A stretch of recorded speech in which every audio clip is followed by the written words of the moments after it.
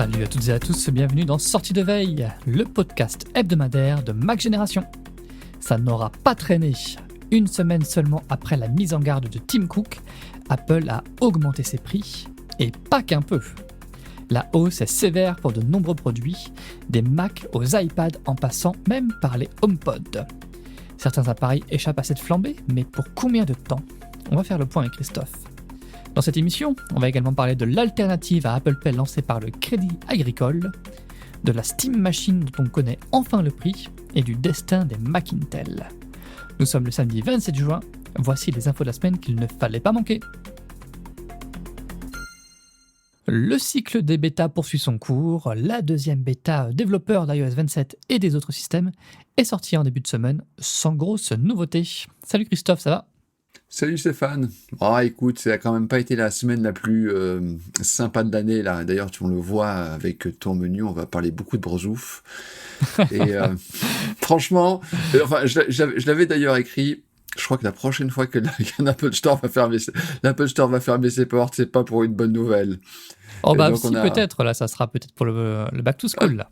Non, mais j'avais écrit en début de semaine, avant qu'il ferme, voilà. D'accord. Donc voilà. Et toi, ça va ? Ça va bien. Bon, il fait chaud, mais je me plains pas trop parce qu'au bureau, on a la clim, donc ça va. As-tu installé ces nouvelles bêtas ? Eh ben, avec tout ce qui s'est passé depuis, c'est presque un non-événement, je veux dire. Ouais. Je les ai installés, enfin, il y a quand même pas des quantités de choses qui changent. Non. Et ça va être assez bizarre quand il y aura la bêta publique, on sera rentré, à mon avis, un peu plus loin dans le cycle. On va se retrouver, alors que c'est une grosse mise à jour en théorie, on va se retrouver comme les mises à jour en .2, .3, on va faire la liste de toutes les nouveautés. Et ça sera pas très long.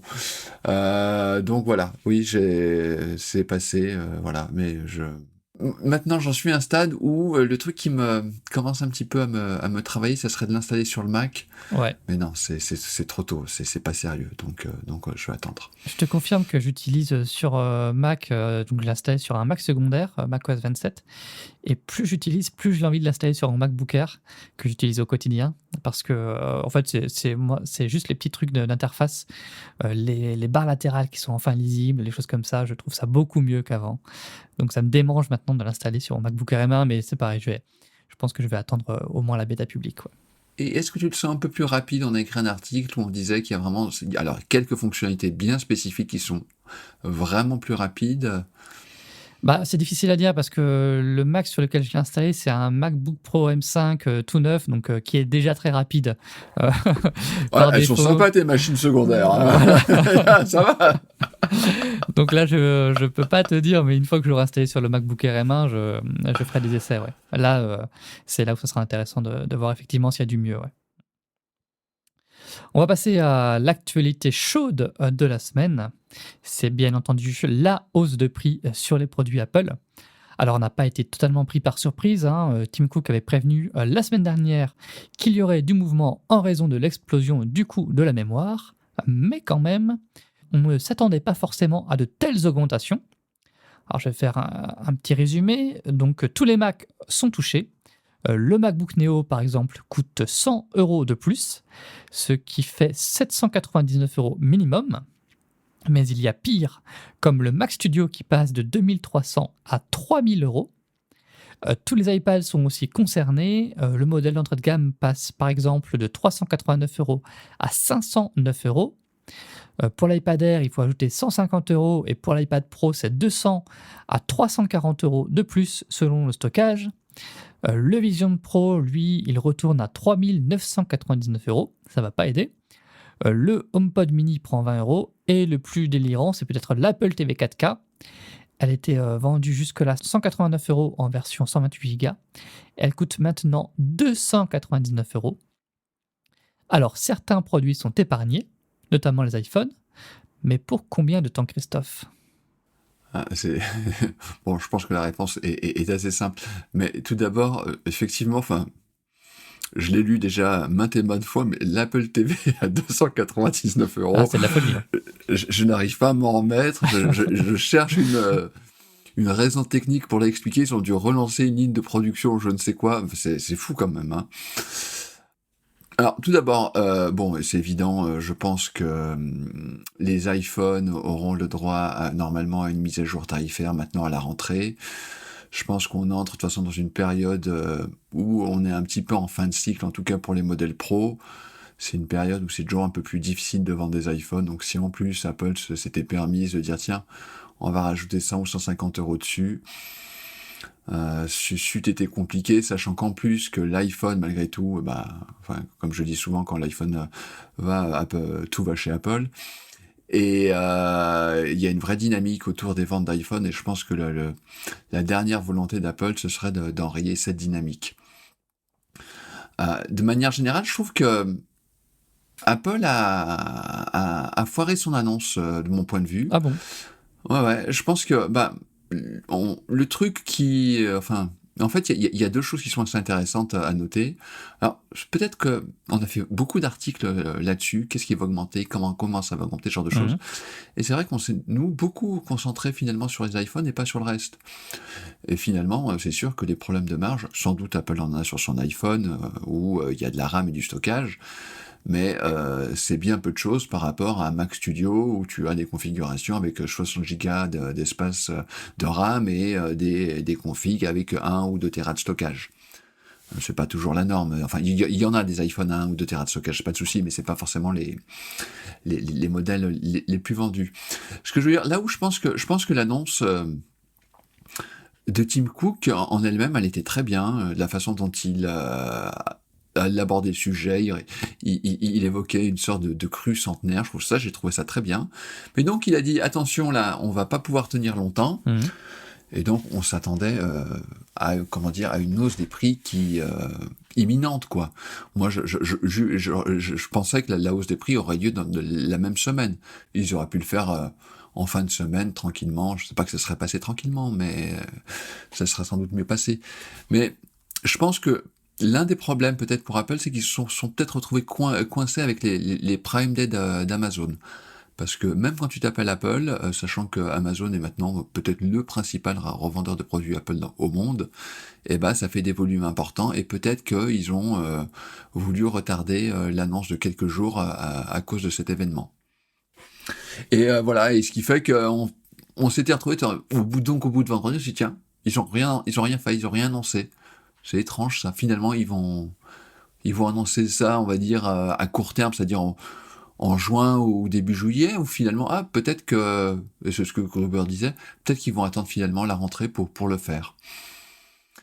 Donc c'est vraiment une, c'est douloureux, j'ai envie de dire, un peu pour tout le monde. Et puis ça pose des questions, parce qu'effectivement, il y a quand même des hausses de prix qui sont assez, qui sont curieuses, quoi. Enfin, je veux dire, on a parlé de l'Apple TV 4K. Alors moi, la question que je me pose, c'est est-ce que Apple a augmenté les prix alors des iPads, des Mac, du Vision Pro, de l'Apple TV et d'autres produits?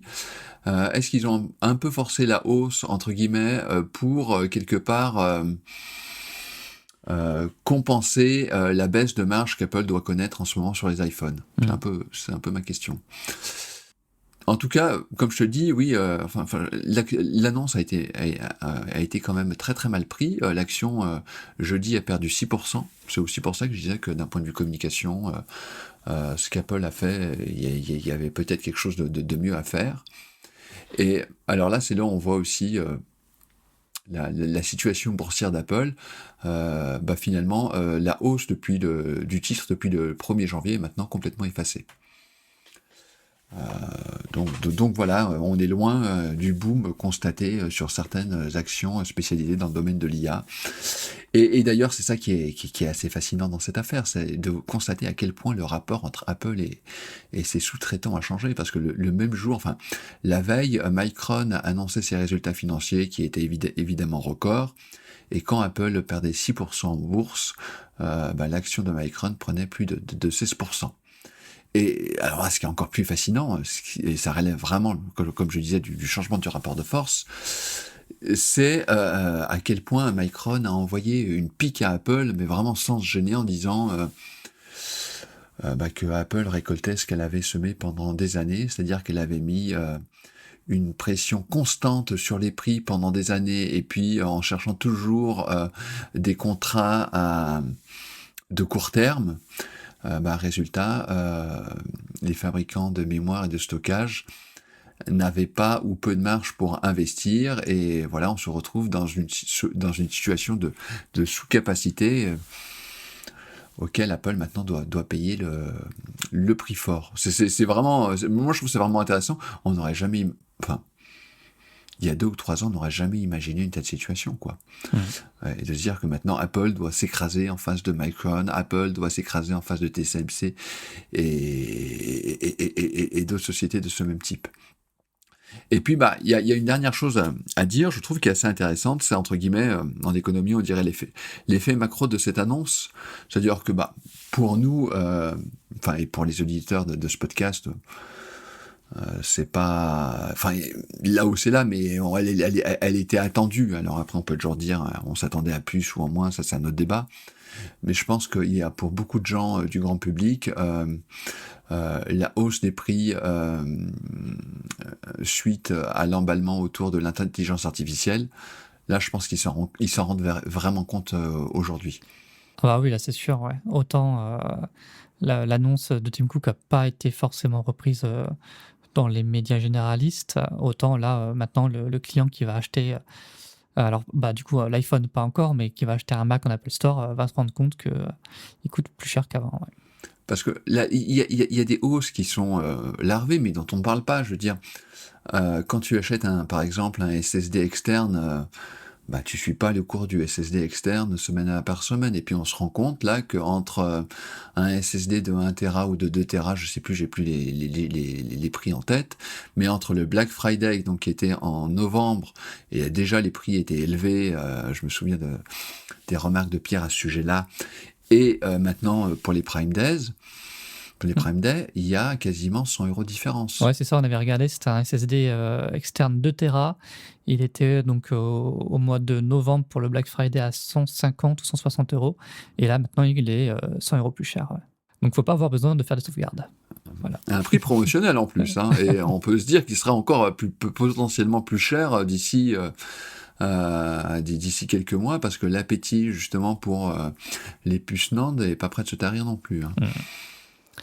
Alors, l'autre actualité qui a fait énormément réagir cette semaine, c'est l'alternative à Apple Pay préparée par le Crédit Agricole.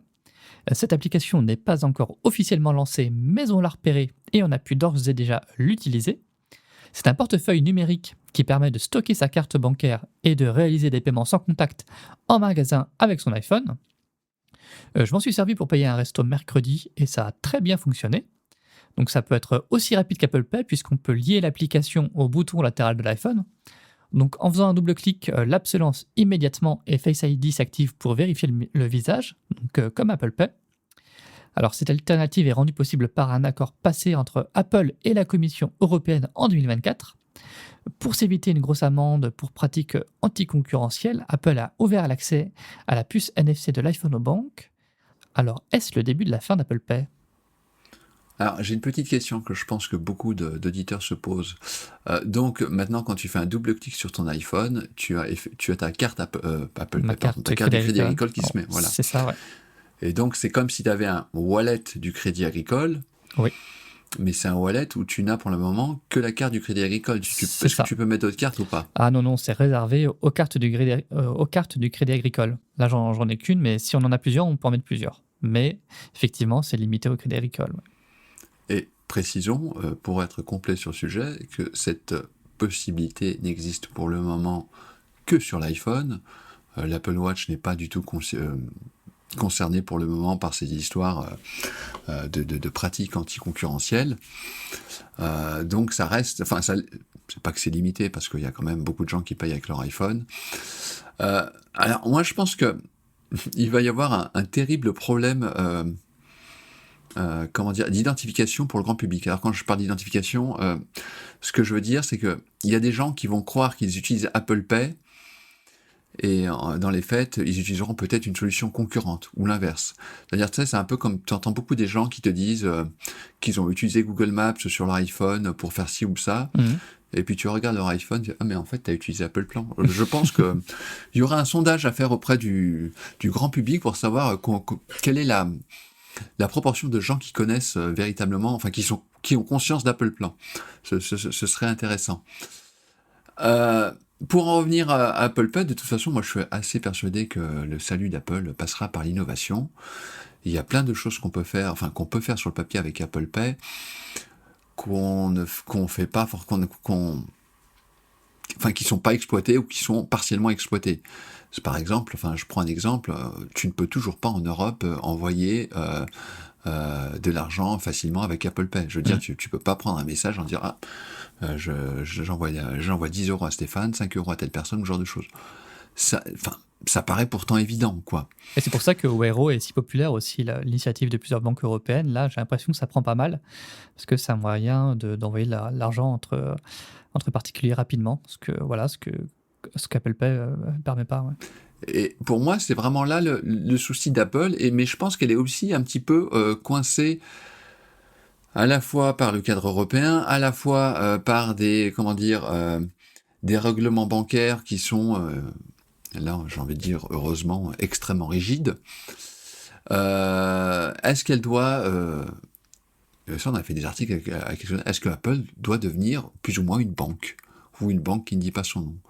Alors ça veut dire faire beaucoup de choses d'un point de vue, on va dire, administratif et réglementaire. Apple en a les moyens. Est-ce que ça en vaut le coup? Alors là, je ne suis pas au service financier d'Apple pour le savoir.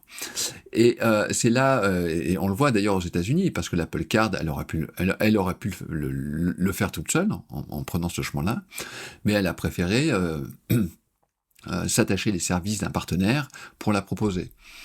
Et c'est les limites de cette stratégie, c'est-à-dire que ce partenaire, il est très bien implémenté dans quelques pays, mais Apple ne peut pas avoir, entre guillemets, de stratégie globale. Et on le voit quand elle se lance, par exemple, on l'a vu par exemple avec Tap to Pay en Europe, on aurait pu penser qu'elle fasse cavalier seul sur ce sujet-là.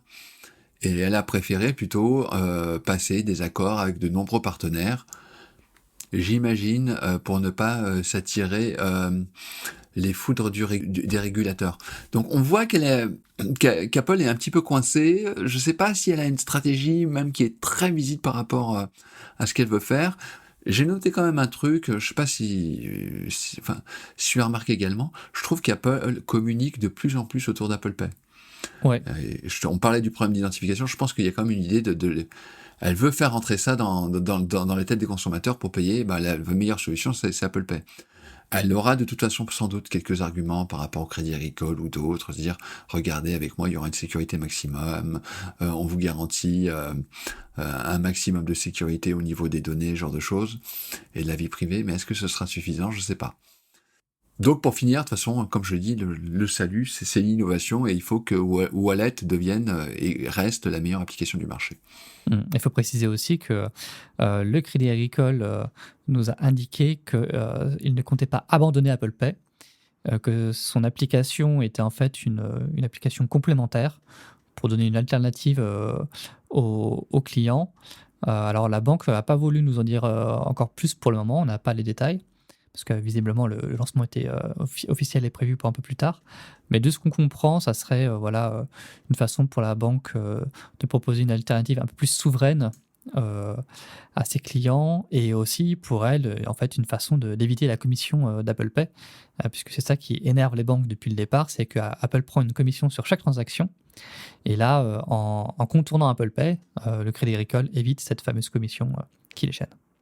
Oui, mais alors permets-moi de penser que c'est juste transitoire, ils vont peut-être tester leur système et leur architecture, ça ne doit pas poser de problème au Crédit Agricole. La difficulté, c'est que on en revient en fait à l'accord passé entre Apple et la Commission européenne. L'Apple Watch, par exemple, n'est pas prise en charge. Donc s'ils décident d'abandonner Apple Pay, ils abandonnent complètement l'Apple Watch aussi. Et ça, déjà qu'on voit que ça inquiète beaucoup de monde là sur les réseaux sociaux, c'est assez incroyable le nombre de commentaires sur le nombre de gens qui disent alors est-ce qu'ils vont le faire ou pas. Moi, je quitte le Crédit Agricole s'ils abandonnent Apple Pay, mais imagine ils disent aux clients bon maintenant vous pouvez plus payer avec votre Apple Watch, il faut payer seulement avec votre iPhone, ça va pas forcément bien se passer. Oui, non, mais je suis d'accord avec toi, mais tu sais, il y a sans doute... Alors, ils ont peut-être aussi des accords avec Apple, de toute façon, qui les obligent à faire certaines choses.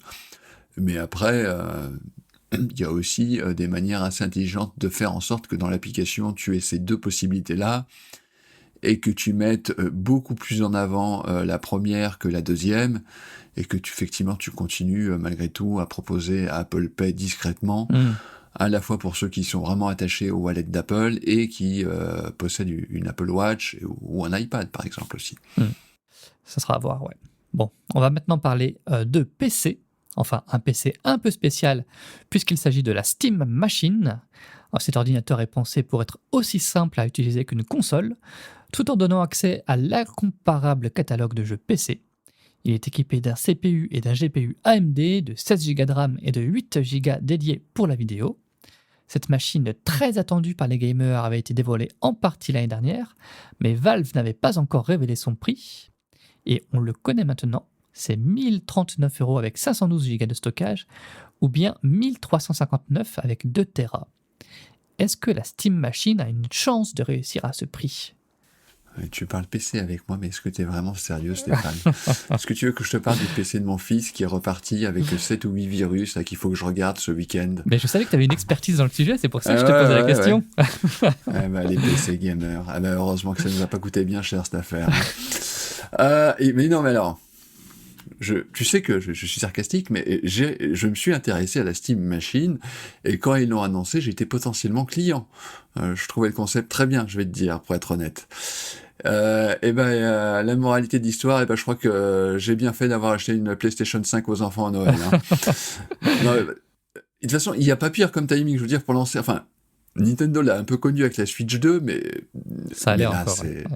Là, c'est la catastrophe, parce qu'en plus, Nintendo... et pas forcément... lorsque Nintendo fait du hardware, ils sont pas dans une course en avant d'un point de vue technologique. Et puis, on a vu des comparatifs.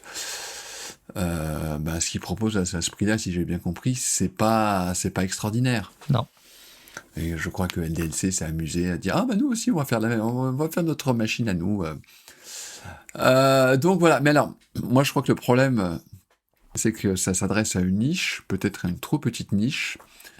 Alors, on peut considérer que malgré tout, c'est une console qui ne dit pas son nom. Enfin, je crois pas qu'il y ait des gens qui vont acheter une Steam Machine pour faire du Word ou de l'Excel dessus. Hein. C'est possible, mais c'est pas l'usage principal. Ouais.